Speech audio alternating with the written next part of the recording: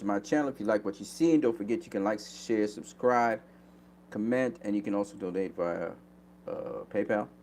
My PayPal will be put down below in the comment section. You guys can talk to me on the chat. I really wanted to do the stream last night. I set it up for 10, I believe it was 10:30, something like that. But I never got back to the stream. I never got to do what I wanted to do. So, want to talk about. We already talked about Derek Chisora versus Kubrat Pulev. We're going to talk about some of the other fights that happened over the weekend. Um, so, as you can see from the title, we're going to talk about Vargas versus Magsayo, and we'll talk about that in some detail. But I'm going to try and, first of all, go through some of the other fights that happened on Showtime as well as on DAZN. So first, the other fight that happened on DAZN, but it didn't work out the way it ended up being a draw because of a head clash, was Israel Madrimov versus Michel Soro. Now, for those of you who know who Michel Soro is, good fighter. He's a good fighter. Israel Madrimov is on the rise, undefeated fighter, um, strong. Really was impressed with his jab to the body, the way how he was working the body, the way how he was splitting the guard with the jab. Beautiful work coming forward, pushing Misha Sora back. Misha Sora, of course, having tight defense, counter punching as well, landing some body shots. Also, Madrimov was landing some really nice counters to Misha Sora's counters. So it was some good work he was doing. Joe Diaz, of course, being his trainer. It was really good. It was good work. The only thing I had to say is, unfortunately, there was a head clash, and so it looked like the fight was moving in Madrimov's actually favor. And I like Michel Soro. Actually, that's one of my favorite fighters, underrated fighter. You know, another underrated 154 pounder that I don't really talk a lot about is Jack Catterall. You know, is it Jack Catterall? I think it's Jack Catterall. She's from Australia, I believe he is, or New Zealand. I can't remember which one. Is it Catterall? I think it's Catterall. Anyway, I don't want to mix him up with the guy that faced Josh Taylor. I'm talking about 154 pounder. I don't think it's Catterall. Anyway, but it's Jack. He's Jack something. Two very good fighters. I really liked them. But Michel was getting beaten. He was getting beaten. Um, he wasn't getting beat up particularly, but he was getting beaten. He was using his defense, blocking a lot of his shots, but he was getting hit with shots because his guard is so high up. His body's open to get hit. So even when he blocks his guard up here, he's getting hit to the body, and that was a free for all for Israel Madrimov. But they had a head clash before 4 rounds, so the fight was called a draw. Hopefully they rematch each other and can get a definitive result. But that was on the Matchroom card. There was another guy on the Matchroom card. I can't remember what his name is. Hold on. I think Cash Flow was on it. I don't know how that fight went, but I didn't watch it. Kubrat Pulev versus Derek Chisora. We already talked about that. So let's talk about the Showtime card. Okay. Now, the main event is Ray Vargas versus Mark Magsayo, but I got to give some congratulations to Brandon Figueroa. Jumped up to featherweight. This is his first, kind of, let's see how featherweight fits you. And so he had this sort of acclimatized weight fight against Carlos Castro. And great performance. Stopped Carlos Castro, dropped him. I believe it was in the fourth round, somewhere there. He stopped him in the sixth. Some people say that fight was called too early. I didn't see that. It looked like he was crashing him. Castro wasn't throwing anything back. He was getting caught with shots. Flush. It was, I think he hit him with 2 or 3 flush shots out of the 8 punch combination, but he was hitting him flush. And I think the referee jumped in just at the right time before Castro could get really seriously hurt. So I have no complaints about that fight. I don't think it was called too soon, as people were saying. Um, the Frank Martin fight, he was fighting Jackson Marinez. Um, Competitive fight somewhat up until the ninth round when Marinez got dropped, at straight left. And then in the 10th round, Frank Martin finished him off. Marinez is a solid fighter, as we all know. Marinez arguably beat Rolly Romero. In that fight, I thought Marinez won. He did get stopped facing another opponent. I can't remember who they were. So he was coming off like a stoppage loss when he faced Frank Martin, but he was still boxing very well. He got hurt in the second round. I think Frank Martin dropped. No, Frank Martin hurt him in the second round, but then he also hurt him in the ninth round. Um, and he finished him in the 10th. Frank Martin is a guy now that is on everybody's radar now. He just popped out of the blue, popped out of the shadows. We now know him because he faced Jackson Marinez, who is sort of a top contender because he fought for the interim title that Rolly Romero had. Should have won it. Good fighter. He had gotten stopped after Rolly Romero fight though, so Frank Martin was stopping him the second time. But Marinez, great pedigree, very good fighter.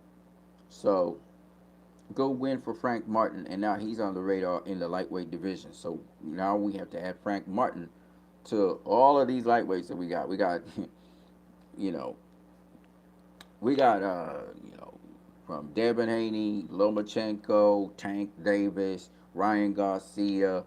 We got Tevin Farmer, who hasn't yet fought there, but he's going to be fighting there at some point. Mickey Bay's there.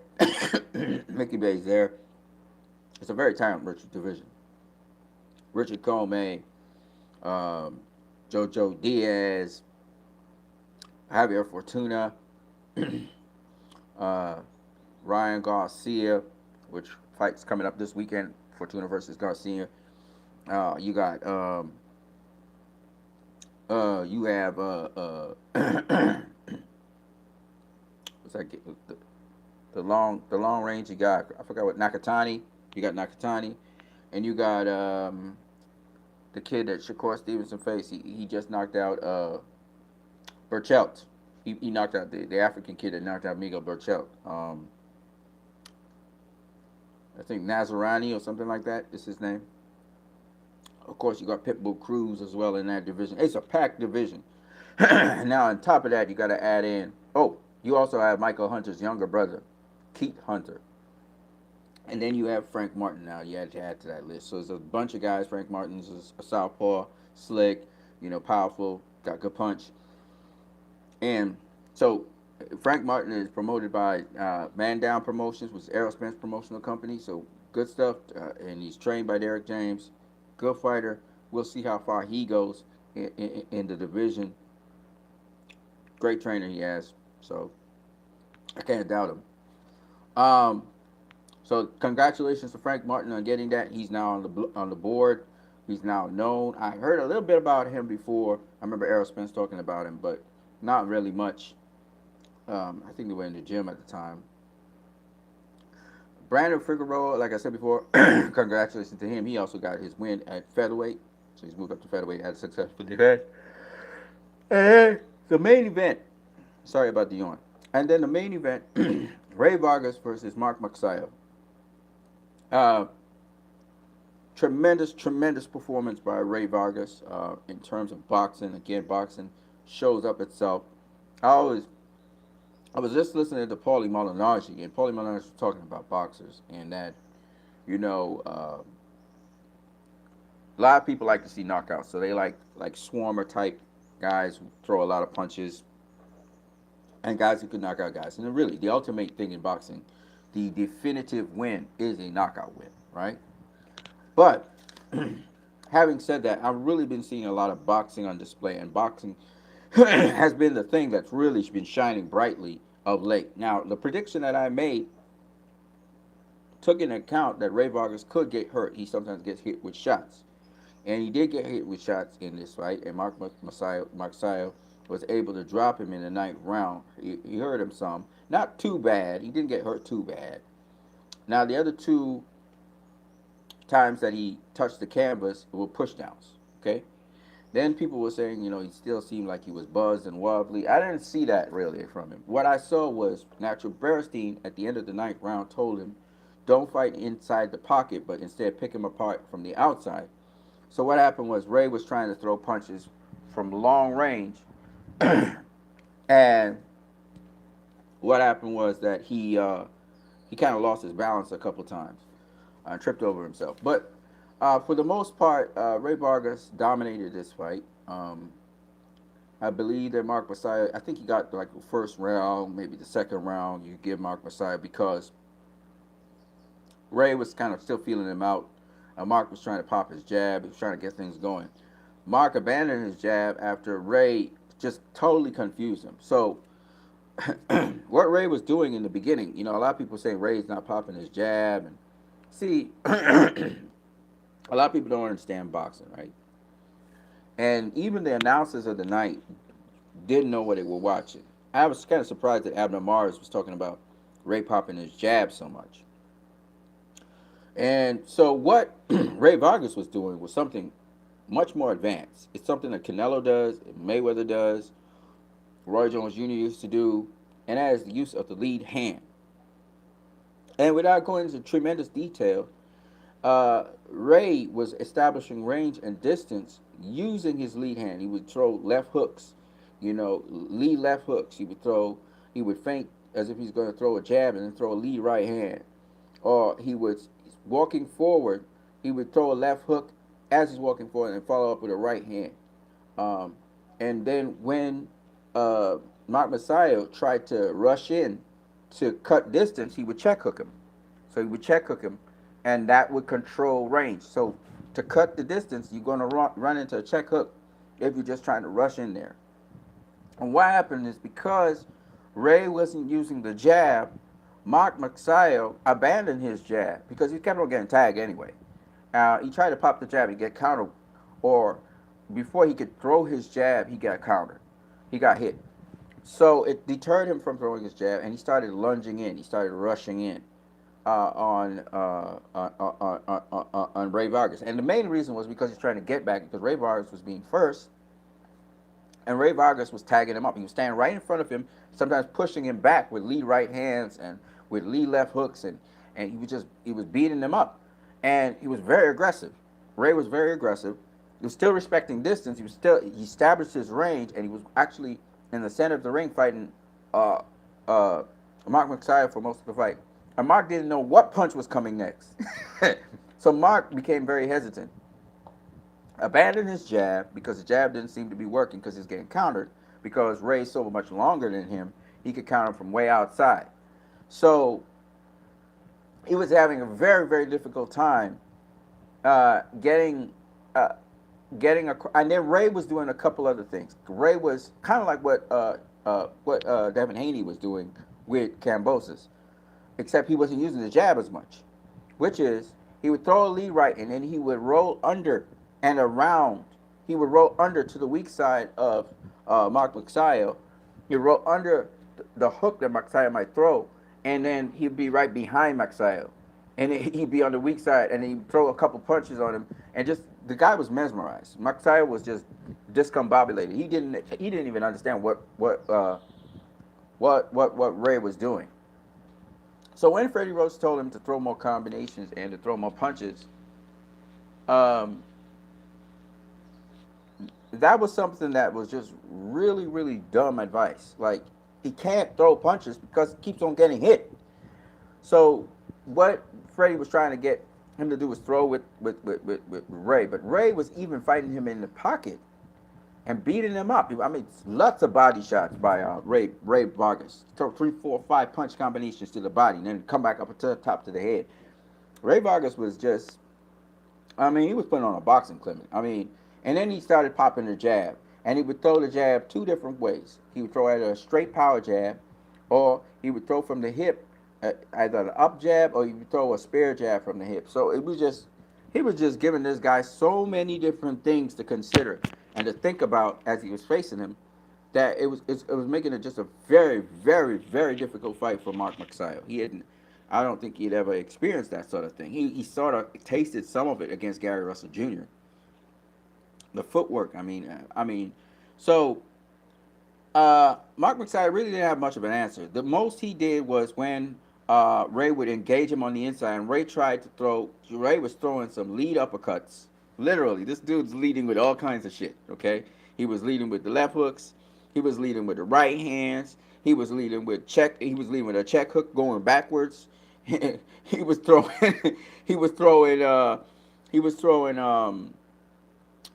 hooks to the body, lead left hooks to the body. He was throwing lead left uppercuts, okay? And in the process of doing this, when he was close enough, he would throw a lead left uppercut. And in the process of doing this, he got caught because you're not supposed to throw a lead left uppercut. Okay, that's not supposed to. That's a very risky shot to throw. He got countered with a right cross as he was throwing a lead left uppercut in the ninth round. And so he got caught with it, and he was in the pocket. I mean, this dude was in the pocket and still beating up this dude. Dude didn't understand what was going on. But anyway, he threw a lead left. He was kind of reckless in the pocket. He was just, manhandling the dude. And even though he doesn't have tremendous power, Ray Vargas, I mean, he was beating the crap out of Mark Magsayo, to be honest with you. Mark Magsayo caught him with a right cross while he was throwing, I think it was a left hook. And they were throwing left hooks like crazy in that fight. And Mark Magsayo abandoned the jab. He wasn't jabbing no more. And so what happened was Ray threw, I believe it was a lead left uppercut, you know, and he got caught with a right cross as he was throwing the lead left uppercut from way outside. He tried to throw it from way outside because he's so long. He's so much longer than the guy. And so he got caught with that, and it was a delayed reaction because they were up in close. It was a short right cross, very short. Caught him. He got caught with it a couple other times, and Nacho Berrettini told him, don't stay in the pocket with him. Box him from the outside. And he kept on going back to the lead left uppercut. I don't know why he kept on doing it. But he got nailed a couple times with the right cross, right? Because that was the one thing that Mark Magsayo was getting through with. I only started getting it through in the ninth round. He wasn't really catching them with it before. And but again, Ray Vargas, used his weight, his size. He would pressure him, walk him into it. He wasn't really clinching a lot. He was trying to get out of the clinch so he could rough him up. He was very aggressive. Ray was very aggressive in this fight. And I just think that Ray did an excellent job. He had gotten a little bit buzzed by the shot, but, he was able to make defensive maneuvers. His footwork, get out of the way of Magsayo. Magsayo just keep on lunging in, totally missing him. He check hook him into the ropes. All kinds of crazy things was going on. The master boxer was Ray Vargas. He wasn't really severely hurt, and he even said it after the fight. He said, that punch didn't really hurt me much. It was just a punch he didn't see because he's kind of taking more risk and just being a little bit more reckless with what he was doing. And so he paid for it. He even rolled some shots when Magsayo was doing it. But I didn't like that he was getting caught sometimes really, really flush with certain shots, though. And Ray has a tendency to sort of lapse in his concentration and not maintain range sometimes. And because he wants to, engage and show that he's a Mexican and he could dish it out and then he gets caught with a flush shot. And let me say, if you want longevity in the sport of boxing, you need to be disciplined. Meaning, if you're sticking to a game plan, you're sticking to the game. Even if you're being aggressive, you need to stick to a game plan and be defensively responsible. And there's certain shots he was getting hit with in that fight over and over again that I thought he needs to work on that. He needs to make sure he doesn't get hit with those shots because you cannot spend a career getting hit with those shots all the time. It's going to have a toll on you. Even if you're winning all your fights, it's going to have a toll on you. So he needs to work on that because he's getting, flush. He's not even riding the punch. He's not rolling the punch. He's just walking into the punch. And I don't care how tough a fighter you think you are, that damage cumulatively is going to mess you up later on in your career. You don't want that to happen. So you don't want to be eating those kinds of shots. You know what I mean? You make the adjustment in your training, in the training camp, to deal with a shot like that. Whether it's roll under it, dip under it, and don't lapse in concentration. Just because you're in control of everything doesn't mean necessarily that you give up. I remember Mickey Bay versus John Molina. If the guy was a harder puncher than Mark Magsayo, he definitely would have paid for that. So, and he's coming up in weight, of course. Ray Vargas is coming up in weight. But I was really impressed with his performance. The fact that he was so aggressive as well really probably threw Mark Magsayo off as well because Mark Magsayo ended up, he was backing up Mark Magsayo at certain points in the fight, beating him up. And Ray's not a big puncher, like I said before, so it was really surprising for, I believe, Mark Magsayo to be backed up like that. So it kind of threw him off. I think it threw him out of his game. And he was more trying to lunge in to cover distance instead of jabbing his way in, working his way in. And so just telling somebody let your hands go was just not good advice. I even put that up in a group. I was like, you think this is good advice when a corner tells you to let your hands go? It's not good advice. Be more specific. There's a reason the fighter's not letting their hands go. So tell them. Let them know. You know? Anyways, I thought it was a good fight. I didn't think it was a split decision. I think it should have been a unanimous decision win. It was close because of the knockdown, but I thought Magsayo won maybe four rounds. So then the knockdown, so I can see it being, anywhere between 114, 113, and and 115, uh, um, 115, 115, 112. Yeah. So that's what I got. So 8-4, 7-5. You know, only because 8-4. What am I saying? No, 8-4. No, 8-4, 9-3. So it should have been 116, 116, 111, or 115, 112. That's what I thought it should have been. Yeah. So I think the split decision wasn't that great, but yeah. Anyways, that's what I got for the fight. On what you need. If you guys enjoy this stuff, I see people liking my stuff. Thank you very much. If you like what I'm saying, don't forget you can like, share, subscribe, and you can also donate via Western Union. No, sorry. You can donate via my PayPal. My PayPal link, I'll try and put it in the comment section below. I'll catch you guys later. Peace.